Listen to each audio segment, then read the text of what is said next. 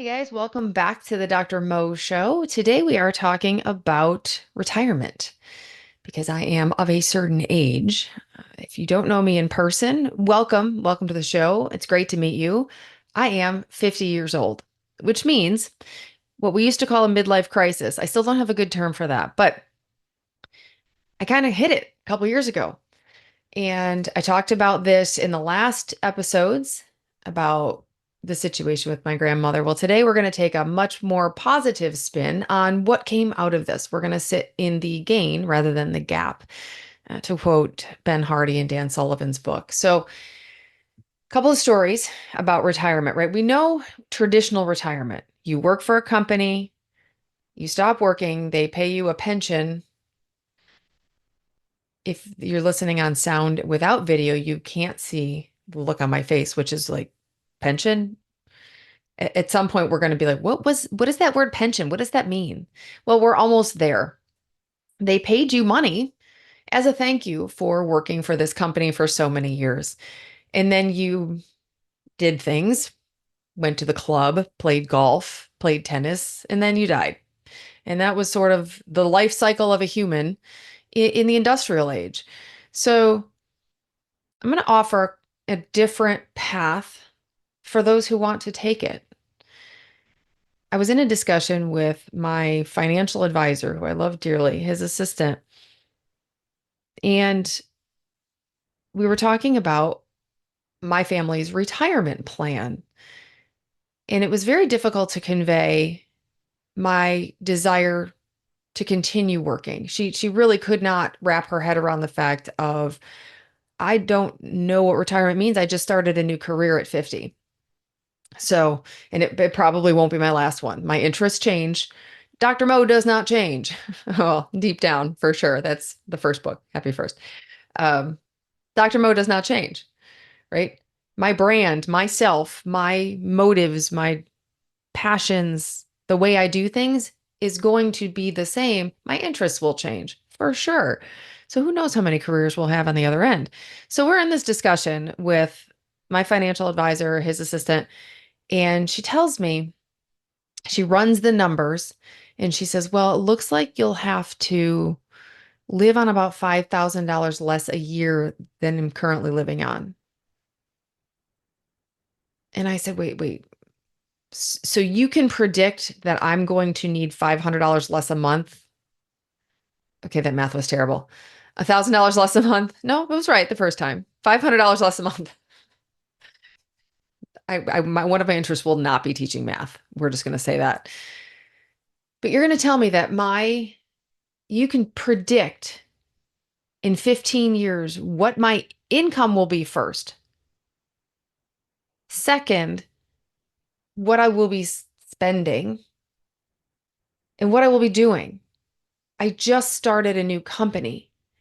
And she sat and she said, well, I'm going to need a week or so to come up with these calculations. And I said, I'm asking the savings I have in the bank. What will that do for me at 65, at 70? Just that, nothing else. We all know that calculation, right? You can Google what will my savings in retirement be, put a percentage in, go conservative, because I am definitely conservative kind of gal, and get those numbers, right? So she kept focusing on the fact, she was honed in on the fact that I was going to have to reduce my expenses. So that shows me growth mentality versus scarcity mentality for sure. I'm going to offer you the flip side. I actually got off the phone and I actually told my financial advisor that we wouldn't be using her as a resource any longer because she just did not see what I was saying and what I was doing. So what am I doing? This is the question. Relevance as an alternative to traditional retirement means, and this is what I teach in my coaching, it means you remain relevant. You take your skills, your hobbies, what you do when you procrastinate. That's the fun one. That's the fun one for my clients. I'd love to dig in and be like, so what do you do when you procrastinate? I do some pretty funny things. Building websites, buying websites. Yeah, a fun hobby of mine. I'm not great at it. I'm okay with it. Anyhow, back to the real story. So, my Uncle Don was an avid baseball fan, baseball collector, lived outside of Chicago, and he had a myriad of metabolic diseases. Passed away 20 years ago. Came in, he was very sick, nearly bedbound, when the internet just became widely accepted and available. And he loved trading his baseball cards. He was one of the first people I knew. He got online, started trading his baseball cards, made some money, which wasn't really the thing, but it honestly extended his life by 10 years because he had relevance. He made new friends on the internet. Ooh, and this was a big thing back then, right? It was probably 30 years. I think I might be downplaying this a little bit. So, but he made new friends on the internet. He learned, he joined clubs that would trade baseball cards. It gave his life purpose again. And that's the one thing that I think we often let go of in a traditional retirement scheme is purpose. What are we doing? Are you going to wander aimlessly? Sure, sit your toes in the sand. I am, you know me, I am all for sitting my toes in the sand. But how long are we going to do that before we feel useless? We're not putting any value into the world. And for some people, I get it. This is not you're like, listen, I hate my job so much. All I want to do is work hard enough to save enough money to stop doing this job. I hear you loud and clear. I feel that in my soul. I didn't feel that in my job because I loved my job. I didn't run from something. I actually ran to something, which is makes it really different. And it's also what I when I coach, it's a relevance matrix that it's a method we go through to teach people how to figure out what to do next. And guess what? The coolest thing, what to do next doesn't have to stay what to do next. You can move, you can pivot, you can do something completely different. I was talking to a physician yesterday and I said, what makes you want to stay in medicine versus doing something else? And he said, what do you mean something else? I'm like, anything. The world is your oyster. What do you want to do? And he couldn't answer the question, which is okay. I've got a series of exercises we go through, but he couldn't answer the question because we have gone through this traditional educational system that gets us to a point we don't know what else to do. So anyhow, I like to say that I help people see doors when all they see are dark hallways. Maybe sometimes that hallway has a light at the end of the tunnel. Maybe sometimes it's not a train. And like I said, this is not for everyone, right? Some people are like, no, I just don't want to work. I want to be done producing value. I want to be done working. I want to do nothing after. And that's totally fine. There are probably the majority of people who would prefer exactly what the financial assistant said. Here's how much money you have to live on, make it work. Here are your options, make it work. I'm going to put you in this box. You don't have to think, you don't have to grow. You can just exist until you stop existing.